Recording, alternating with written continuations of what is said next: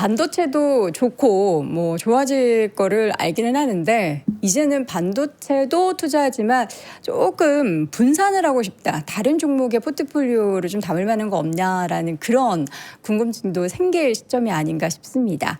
자, 8월이 지나가고 있는 이 시점에서 딱 중반까지 달려왔는데요. 그 다음에는 또 우리가 뭘 보면서 달려가야 하는지 이분 모시고 이야기 나눠보도록 하죠. AFW 파트너스 이선엽 대표와 함께합니다. 대표님 어서 오세요. 네, 안녕하십니까. 네. 예, 지수의 요정. 예. 오늘 또 오르겠네요. 샌디스크가 네. 엄청난 급등을 했는데 급등의 그 배경을 보니까 투자자들이 궁금하고 원했던 걸 다 알려줬어요. 그런 것 같습니다. 근데 이제 이전 같았으면은 아무리 좋아요 이렇게 할 거예요 성사진을 밝혀도 워낙에 투자 심리가 얼어붙어 있고 수급이 꼬여 있다 보니까 맞아요. 이게 제대로 반영을 못했는데 요거 딱 보니까 아 이제는 전반적인 시장의 그런 생태계가 괜찮아졌구나라는 것을 좀 느꼈어요. 뭐 사실 그러니까 중요한 건 그런 것 같아요. 네. 뭐 이번에 내려올 때도 그쪽에 대해서 그렇게 나쁜 얘기는 물론 있었죠. 경계도 있었네요, 네네네. 나름대로. 근데 이제 좋은 것도 있었고 나쁜 것도 있었는데 그 동안에는 좋은 것보다는 나쁜 것에만 반응을 크게 했던 거죠. 근데 지금은 좋은 걸 좋다라고 반응하는 거 보면 심리들이 많이 조금은 그래도 물론 미국 기준이긴 합니다만 네네. 나름대로는 조금 이전보다는 나아지지 않았느냐 뭐 그런 측면에서만 놓고 보면 조금 지금 잘 추스리고 있는 것 같다라고 보여집니다. 워낙 샌디스크도 많이 빠졌잖아요. 그렇죠. 예. 그리고 주변 여건 중에 이번 주 발표된 CPI나 PPI도 시장이 걱정할 만한 수준은 아니었죠. 예. 원래 이제 이번에 이제 CPI도 보시면 처음부터 그럴 가능성이 되게 높았던 게 뭐 이제 저도 이제 방송을 통해서 저는 이제 9월 금리 동결 가능성을 지속적으로 말씀을 드렸었고 그 가운데서도 이번에 CPI 항목을 놓고 보면은요 그 중에서 주거비가 제일 안정이 돼 있어요. 많은 분들 아시겠지만 이 CPI 안에서 가장 큰 항목이 주거비고 제가 오늘 정확하게 기억을 못 하겠는데 그 비중이 30-40% 돼요. 30몇 %인가 그랬던 것 같은데 그리고 이제 유가 영향은 분명히 있긴 하지만 그래도 이전에 90불 100불은 아니니까 유가 영향은 있긴 하지만 제한적이었고 거기에 가장 큰 영향을 차지하는 것들이 사실은 조금 이제 나름대로 안정이 되다 보니까 네. 나름대로 이제 우리가 생각하는 물가와 관련된 지표는 좋은 수준은 아닌 건 맞아요. 뭐 그래도 3%가 넘는 수준이고 미국이 원하는 게 2%다라고 생각을 하면 안심할 만한 수준은 아니다라는 건 분명한데 그럼에도 불구하고 어쨌든 우리가 생각했었던 오르는 쪽으로 안 갔다라는 데 대해서는 점수를 줄만 하고 그러니까 이제 지켜볼 만한 변수는 된 거죠. 금리를 최소한. 왜냐하면 이제 지금 시장 상황이 조금씩 금리와 관련된 얘기들이 변해가는 게 뭐냐면 어쨌든 물가라는 걸 보아하니 안심할 만한 수준은 아니지만 어쨌든 더 오르는 방향보다는 안정된 방향을 가고 있더라가 첫 번째고 두 번째 원래 금리를 올리기 위해서는 두 가지 조건이 같이 필요한 거잖아요. 뭐냐면 물가도 오르는데 경기도 온전할 때 올리는 건데 경기를 놓고 보니까 고용 지표가 부진해서 일단 또 지켜보고 이게 추세인지 아닌지 그래도 봐야 될 거 아닙니까? 그러다 보니까 이전에는 예상하지 못했던 일이 벌어진 거죠. 그러니까 우리가 6, 7월 달에 금리를 많이 인상할 겁니다라는 의미 안에는 경기는 굉장히 좋기 때문에 물가부터 잡아야 됩니다라는 얘기가 있었는데 이제는 경기 자체도 조금 부진해지다 보니 그 기본 가정이 깨졌으니 내가 조금 더 금리와 관련해서는 많이 지켜볼까요? 라는 시각이 반영된 게 오늘이 이제 시각이라고 보시면 되고요. 네. 아침 기준으로 보니까 9월에 금리 인상 확률이 30%대까지 줄었더라고요. 또 예, 바뀌네요. 그럼 이제 70%는 올리지 않는다 쪽인 거고 다만 올해를 놓고 봤었을 때는 안 내린다는 아니에요. 올해만 놓고 보면 한 번 정도는 여전히 있지만 아직까지는 그래도 9월은 조금 더 지켜보겠어라는 게 되는 거고 이제 8월 달, 9월 달에 물가 지표 제일 중요하지만 그만큼 중요한 게 고용 지표겠죠. 고용 지표가 여기서 조금 더 둔화되는 모습이 나오기 시작을 하면 사실은 금리 인상, 올해 금리 인상 가능성도 없어지는 일들이 벌어질 수 있다. 다만 여기서 중요한 게 경기가 둔화가 돼야 되지 침체가 되면 안 된다라는 그렇죠, 거죠. 그렇죠. 예, 그거 그건 잘 좋은 건 아닌 거고 선이 있어요. 그러니까 네. 10대 약간 식어가는 정도가 돼야 되는 거지 많이 식는 건 우리한테 꼭 좋은 건 아닌 거다. 다만 이러한 변수들을 우리가 뭐 지켜봐야 되는 거지 뭐 이제 확정적으로 얘기 드릴 수는 없고 우리가 이제 기대할 수 있었던 건 고유가 때문에 물가가 너무 높았기 때문에 높은 물가만큼 우리의 소득은 줄었겠죠. 내가 받는 월급보다 물가가 더 오를 거니까. 그러니까 뭐 내 임금 상승률은 2%인데 물가는 3%면 저는 1%만큼의 사실은 손해를 보고 임금을 받는 거잖아요. 네. 그럼 나는 그만큼 이전보다 구매력이 떨어지니까 떨어진 구매력만큼 소매도 둔화될 거고 소매가 둔화되면 고용도 둔화될 거라는 게 아직까지는 시장의 시각이에요. 그래서 전체적으로 지금 미국 내에서도 아직은 좀 나뉘어져 있습니다. 우리나라 채권 애널리스트 분들은 보니까 우리나라도 좀 나눠 있긴 한데 대체적으로 한 80% 분들은 동결을 예상하고 계시더라고요. 네. 사실 지금 뭐 인상을 계속해서 뭐 연준 위원들이 나와서 인터뷰에서는 네. 하고는 있지만 인상을 해야 한다라는 당위성을 주장을 하고 있지만 실제로 나오는 데이터들을 보면은 인상할 만한 확실한 명분은 쉽지 않은 거고. 마련되고 있지 네. 못하고 있다. 그리고 지금 말씀 주신 그 대표적인 인사가 해맥 총재 같은 네네. 분인데 지난번 연준 회의 때 반대했던 분이 세 분이었잖아요. 해맥도 있었고 카시카리도 있었고 그중에서 지금 해맥이라는 분이라고 아니면 로리 로건이라는 분은 여전히 인상을 주장하고 계시고 닐 카시카리는 조건부를 걸었어요. 조건부요. 그 조건부가 뭐냐면 이란과 관련된 일이 유의미하게 변화가 있으면 나는 돌아서겠다라는 얘기를 하고 있거든요. 정확히는 2명이라고 두 명이라고 볼 수 있고 이 사람은 우리가 생각한 조건부예요. 근데 뭐 이 사람이 의견대로라면 지금 아직은 3명이라 보는 게 맞죠. 뭐 이란과 관련된 사태 해결된 건 아니니까. 근데 이제 현 상황에서 이란 사태가 급격하게 악화됐었을 때 미국이 받는 충격을 트럼프도 알고 있기 때문에 이전하고 많이 달라요. 왜냐하면 최근에 여러분들 트럼프의 행동 놓고 보시면 여전히 답보 상태지만 일단은 중지한 게 무력과 관련된 일이죠. 요즘 무력 충돌이 없다 보니까 나름대로 유가가 80대 불이긴 하지만 오르진 않는 모습을 보이는데 네. 지금 베센트 재무장관이 일본과 협조를 해서 어떻게든 미국 국채 금리를 안정시키려고 노력을 하는 상황에서 여기서 군사적 행동을 했을 경우 득보다 실이 몇 배는 더 크다라는 걸 트럼프는 알거든요. 그러다 보니까 왜냐면 그렇게 되면 이건 진짜 큰 문제로 생겨요. 네. 일전에도 말씀드렸지만 지금 베센트 재무장관하고 일본 그러니까 미국과 일본이 지금 일본의 환율의 안정에 공조를 한다는 얘기는 일본 혼자의 힘으로 안 된다는 얘기예요. 그렇죠. 나 혼자 공격당하면 채권 자경단이라고 불리는 그 세력들한테 먹잇감이 된다라고 보는 거니 미국이란 세력이 가미를 해서 나름대로 나도 안정화에 기여를 하겠다. 그리고 우리가 생각하는 엔화가 안정이 되면 미국채를 안 팔아도 되니 그러면 금리는 안정될 수 있지 않겠느냐인데 이렇게까지 노력을 해놓고 트럼프가 무력 사용을 해서 이걸 완전히 무효화시키는 일을 한다라는 건 상상하기는 쉽지 않은 것 같아요. 물론 그럴 수도 있는 분인데 이걸 알면서 재무장관까지 동원해놓고 그렇게 할 거라고 생각지는 않습니다. 예. 지난주에 그 빅테크 기업들 그리고 여러 가지 기술주 AI 관련한 종목들의 추이와 그 금리의 부분에 있어서의 상관관계에 대해서 말씀을 보여주셨잖아요. 드렸었죠. 네. 그러면 최근에도 뭐 계속해서 기업들에서는 채권 발행을 계속 하고 있는데 지금 정도 금리 수준에서 계속 뭐 동결 기조가 이어간다면 이 정도 수준에서의 관련한 기업들은 뭐 리스크는 없는 건가요? 괜찮나요? 계속 리스크는 있어요. 이 정도 금리도 낮은 금리는 네네. 아닙니다. 다만 항상 중요한 건 여기도 리스크가 있지만 지금보다 더 리스크가 높아지는 구간에 있는 건지 네. 아니면 시간이 지나서 조금씩 그래도 리스크가 완화되는 구간에 있는 건지 그게 더 중요한 건데 지금은 돌아가는 판세를 놓고 보면 지금보다는 온전하진 않지만 그래도 조금 더 완화되는 그림으로 가고 있기 때문에 시장이 반응을 하고 있다고 보시면 될 것 같습니다. 이 금리가 절대 낮은 게 아닌 게 미 국채 10년물 기준으로 4.6인 거니까 4.6으로 빌리는 건 아니거든요. 여기에 플러스 가상금리가 꽤 많이 붙어요. 네. 그래서 기업마다 또 여러분들 아시겠지만 최근 크레드 스프레드 그러니까 신용이 안 좋은 기업들은 여기에 뭐 1, 2%더 가산이 되고 그러는 거니까 그런 것들을 감안하면 여전히 만만한 수준은 아니다라고 봐야 되겠죠.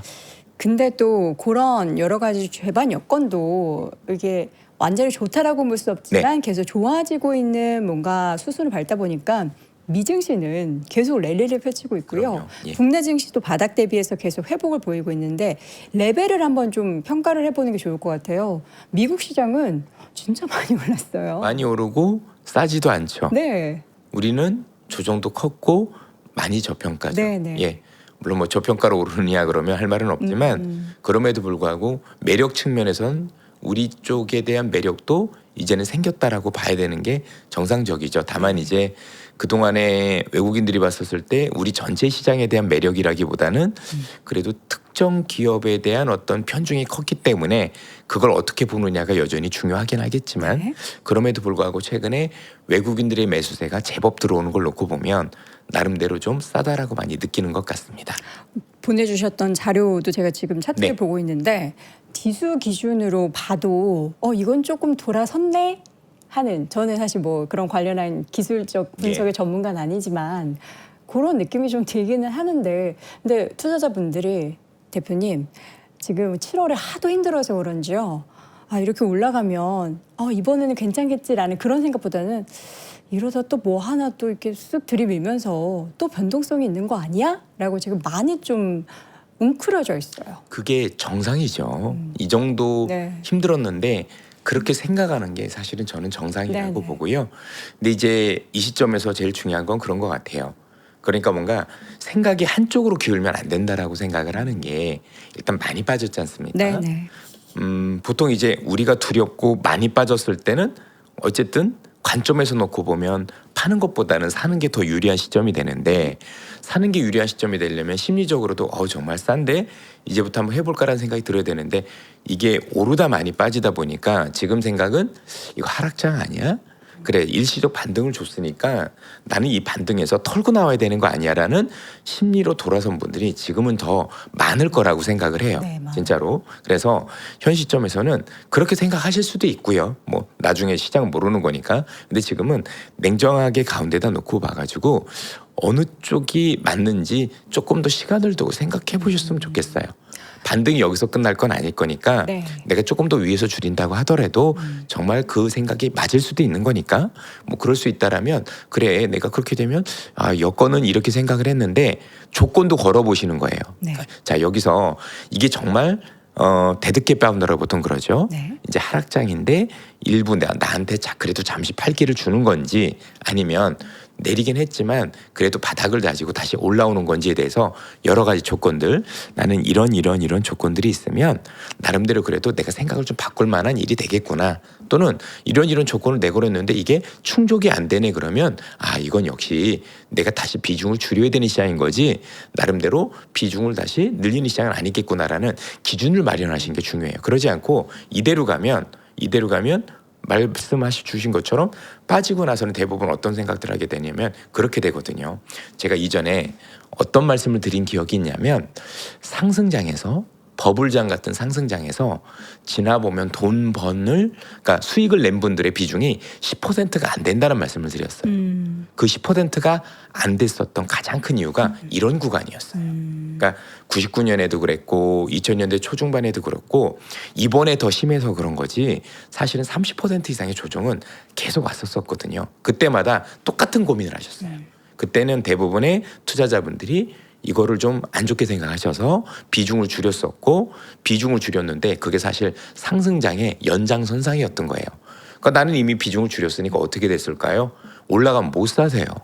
계속 못 사다가 그 오히려 전고점을 넘고 내가 잘못 생각했나 해서 뒤에 따라잡았다가 되게 당황스러웠던 경우들이 많았거든요. 그럼 뭐 지금도 그때하고 같느냐 그렇게 말씀드릴 수는 없지만, 최소한 그래도 그때처럼 나름대로 이제 안 될 것 같으니까 무조건 내가 나오겠다라는 것보다는 그래도 조금 더 객관화시켜서 보고 해외 시장과 비교해 봤었을 때 우리가 과연 이 자리가 하락장의 자리인가라는 고민도 필요해 본 거고, 두 번째, 기존에 있었던 주도 기업도 우리가 생각하는 안 좋은 뉴스들이 되게 많았지만 그 안 좋은 게 과연 현 주가에 대해서 합당한 건지에 대한 고민들도 많이 해보고 여러 가지 상황을 따져보면서 해야 되는 거지. 그러지 않으면 그때하고 또 다른 상황이 벌어질 수도 있는 거죠. 그죠? 그래서 뭐 지금 다행스럽게 만약에 이제 투자자분들이 많이 줄이셨는데 뭐 그래서 빠지면은 그래도 내가 조금 손실이 있었지만 다행이다 이렇게 생각할 수도 있지만, 반대의 경우도 지금은 꼭 생각을 해보는 부분들이 필요해 보입니다.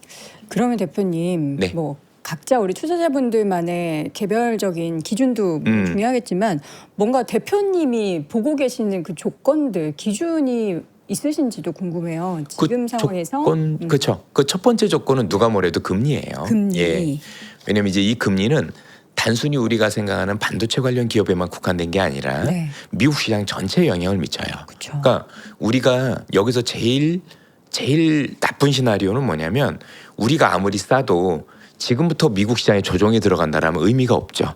그건 뭐 그렇죠. 우리가 좋다고 하더라도 그래도 글로벌 시장에서 큰 시장이 버텨줘야, 그러니까 큰 시장이 상승세라고 생각을 해야 우리가 네. 좋은 건데 거기가 무너지고 나면 우리도 의미가 없다라고 생각을 해요. 그런 측면에서 일단 미국의 국채 금리가 안정화되기 시작을 하면 안정화되는 만큼 우리 시장도 밑에 아래쪽보다는 위쪽으로 바라보는 게 조금 더 현명하다라는 거고요.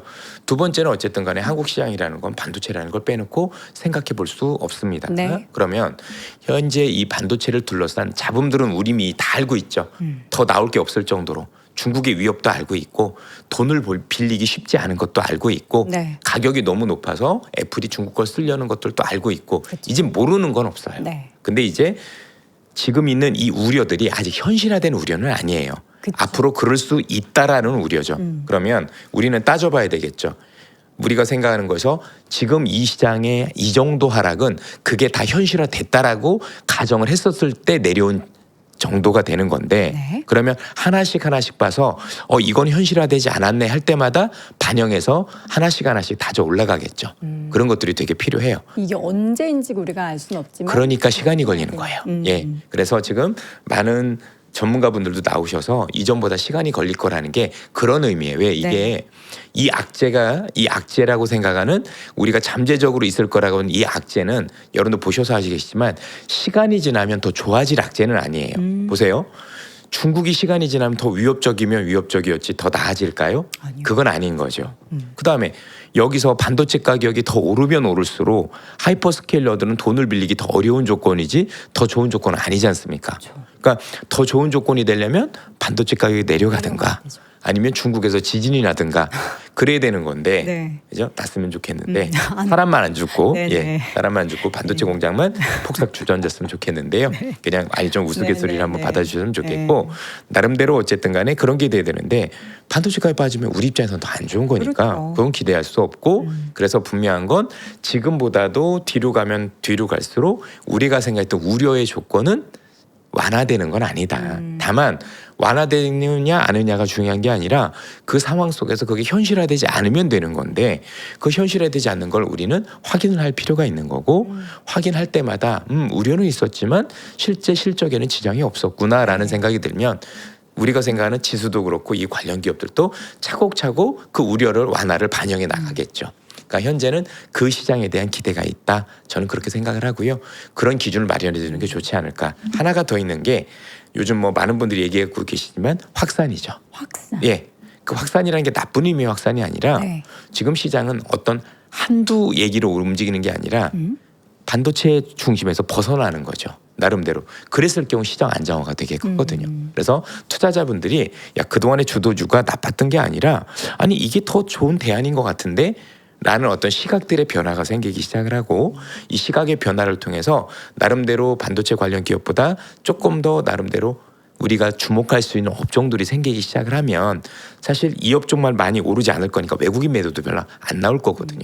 그러면 시장의 안정성은 조금 더 강화될 수도 있겠죠. 그래서 이런 여러 가지 조건들을 가지고 시장을 판단해 보시면 좋겠습니다. 물론 기술적 분석이나 이런 걸 활용을 하셔서 나름대로 뭐 저항선이나 지지선 이런 걸 설정해 놓으시고 이런 것들을 뭐 무너뜨렸을 때 또 나름대로 넘지 못했을 때 그런 가정들도 저는 좋은 가정이라고 생각을 합니다. 삼성전자 기준으로 보면은 한 26만 원에서 8만 원 사이의 매물벽이 가장 뭐 두껍다 네. 이렇게 얘기를 해서 요거 쉽게 넘을 수 있을까에 대한 그래서 저항이 있을 것 같다. 이렇게 오히려 하죠. 그 가격적인 저항보다는요. 네. 이 반도체 관련 기업들이 나중에 사실 어떻게 보면 우리가 물려있는 분들이 되게 많으신 거잖아요. 많죠. 다 여기 있는 거잖아요. 이걸 되게 가볍게 할 수 있는 제일 좋은 조건이 삼성전자나 하이닉스보다 더 좋은 대안들이 나왔었을 때예요. 그러면 물려있어도 나오신 분이 생기세요. 그렇죠? 그러니까 오히려 지금 이것만 막 올리면 물량을 맞을 가능성이 있지만 확산이 되면 예, 확산이 돼서 이게 요즘 더 훨씬 좋던데 시장에서도 관심이 있고 그러면 아 그래? 나는 조금 이건 일부 팔아서 이쪽을 해볼까? 그럼 그 일부가 조금씩 옮겨가면서 사실 나중에는 같은 가격대인데도 불구하고 물량이 되게 낮아질 수 있는 거거든요. 쉽게 얘기하면 우리 입장에서 여기에 대한 관심이 계속 줄어드는 거죠. 관심이 줄어들면 나름대로 이 물량이 있었던 것 자체가 이미 상당 부분이 이쪽으로 이동이 되면서 나중에 이쪽이 우리가 생각했던 우려가 완화됐었을 때 올리기 되게 좋은 조건이 될 수 있다라는 시나리오도 우리는 상정을 해봐야 됩니다.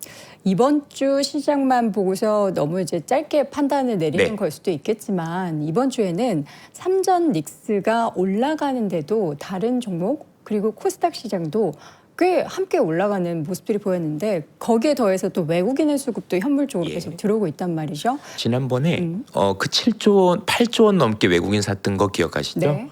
그거 쇼커버 아니고요. 전량 외국인 순매수입니다. 예. 외국인 대부분 순매수고 이제 외국인들을 통해서 이걸 확인을 한 거니까 네. 남들이 이견을 제시해도 이건 제 얘기가 맞는 거고요. 네. 그만큼 좋게 본 애들이 꽤 있었어요. 생각보다 꽤 있었었고 나름대로 근데 이제 그 뒤로도 한 2, 3일 또 팔았고 네. 그래서 아마 외국인들 간에도 시각이 좀 엇갈리긴 하는 것 같아요. 그렇죠? 근데 최근에 한번 수급 상황 한번 좀 볼까요, 여러분들? 네. 예.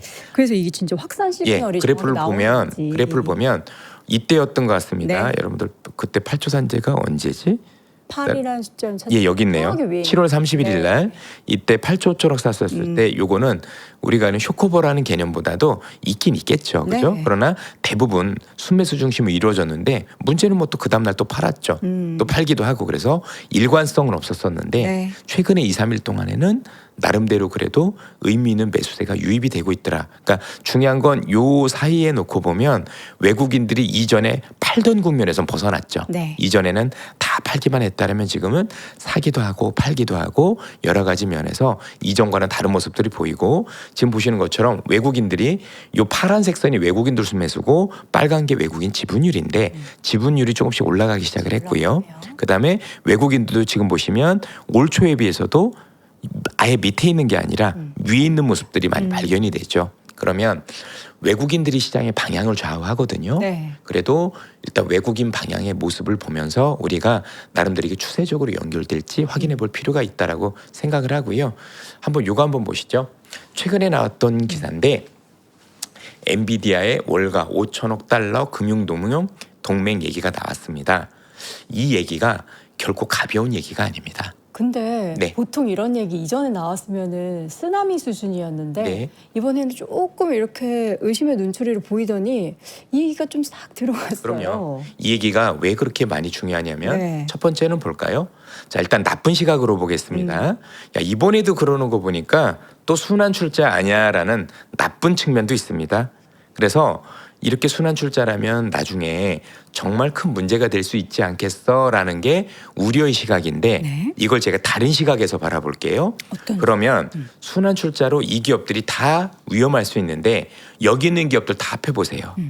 그죠? 여기에 있는 기업들, 그다음에 이 기업에 연관된 요 여러분들 협력사들, 그죠? 골드만삭스, 브록필드, 블랙스톤, 블랙노, 아폴로까지 다 있죠.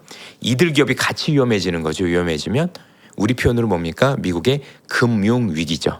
금융 위기죠. 그러면 이 정도 기업을 다 위험에 빠뜨릴 정도로 미국 정부가 가만히 있을까요?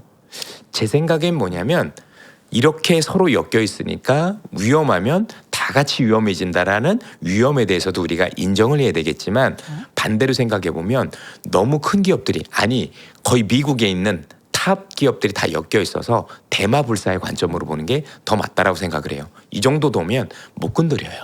어우 얘네들이 위험해지면 어떻게 된다라는 도미노를 미국 금융당국이 또는 미국 정부가 전 모르지 않을 거라고 생각을 해요. 그래서 이런 여러 가지 구조를 이 기업들이 만드는 것도 제가 보기엔 일부러일 수도 있어요.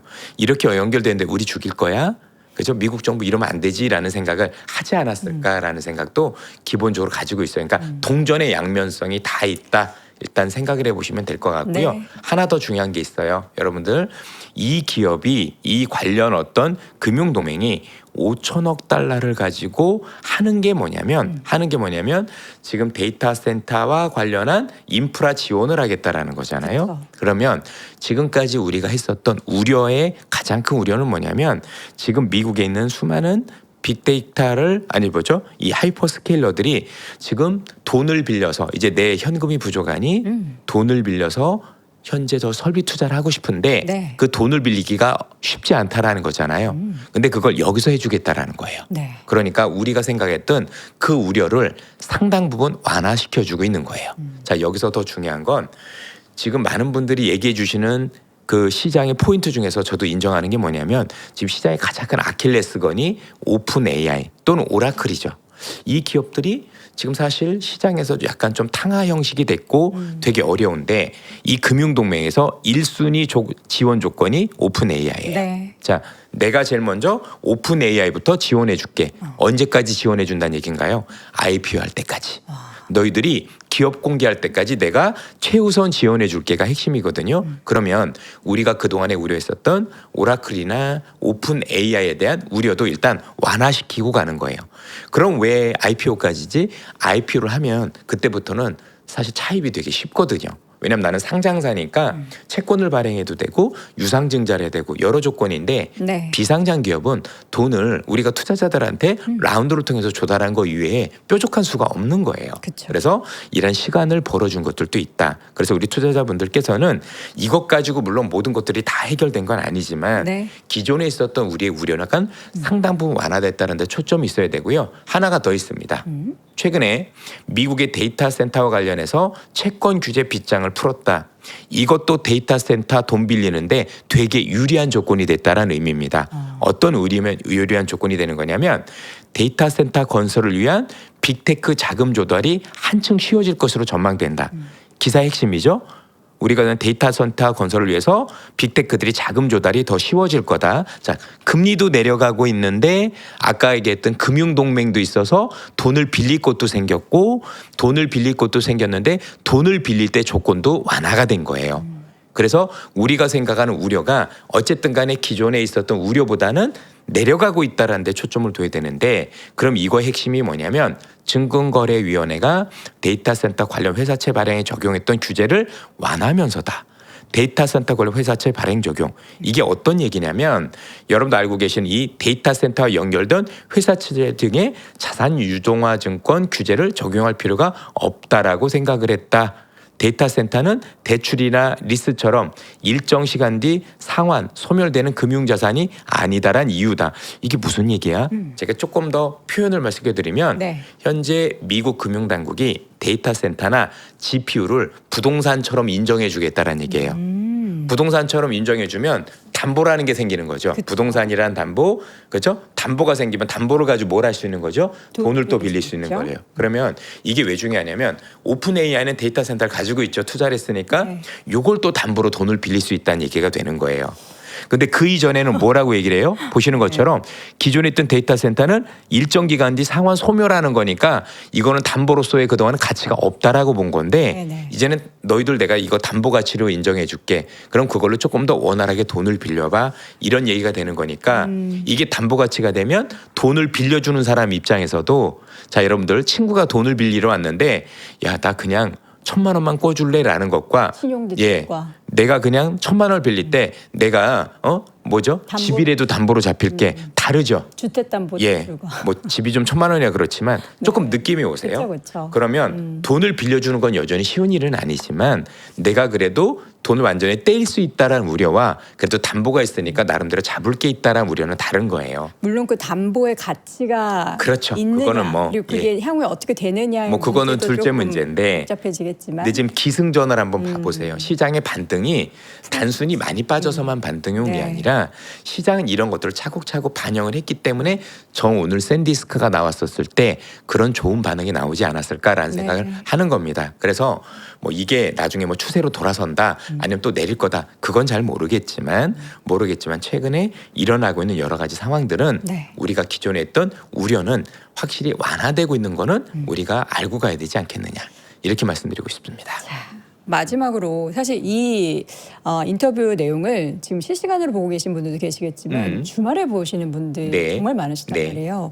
우리 이선엽 대표님은 장군님으로 활약하던 시절부터 지금까지 쭉 다양한 트렌드, 시장의 트렌드를 정확하게 그 용어로 표현해 오셨거든요. 태조 이방원, 뭐 금반지.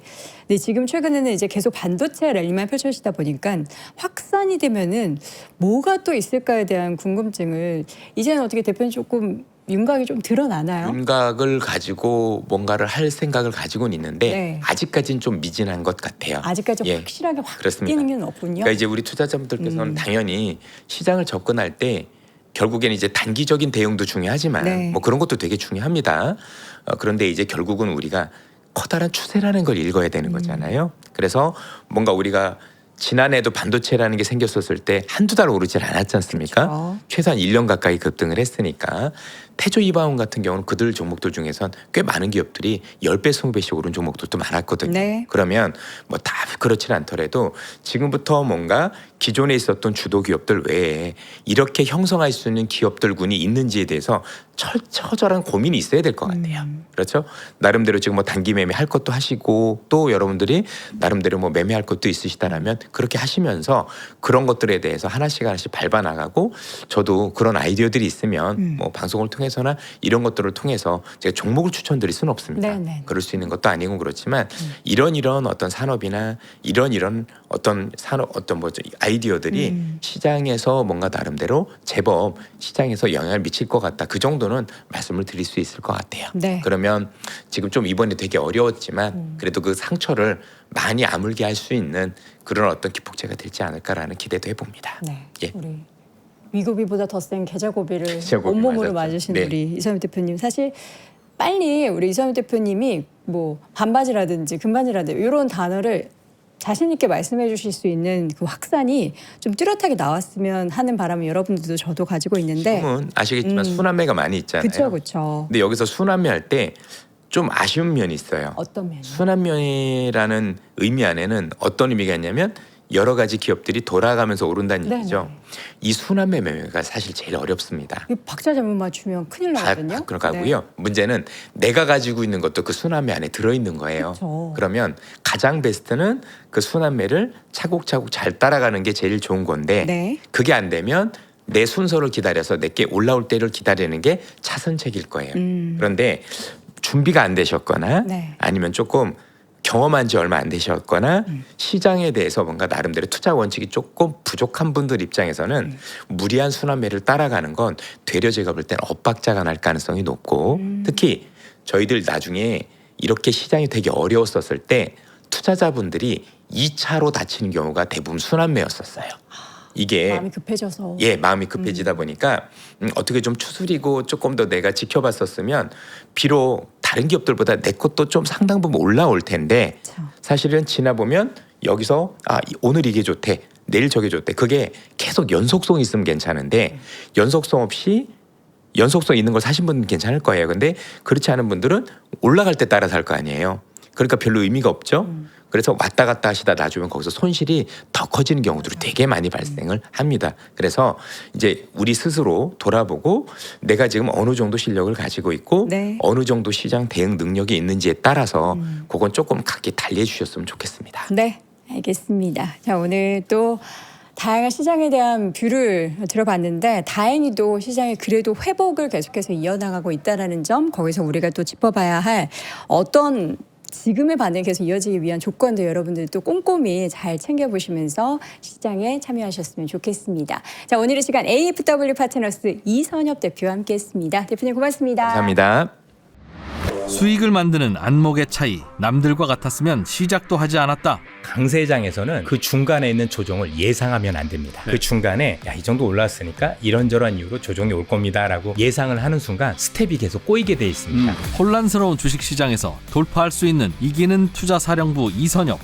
시장이 어려울 때 의지가 되는 진정성 있는 강의, 3%는 차원이 다른 주식 인사이트를 제공합니다. 결과로 증명된 마스터들, 클래스의 차이가 수익의 차이를 만듭니다. 지금 바로 3프로TV 홈페이지를 확인하세요.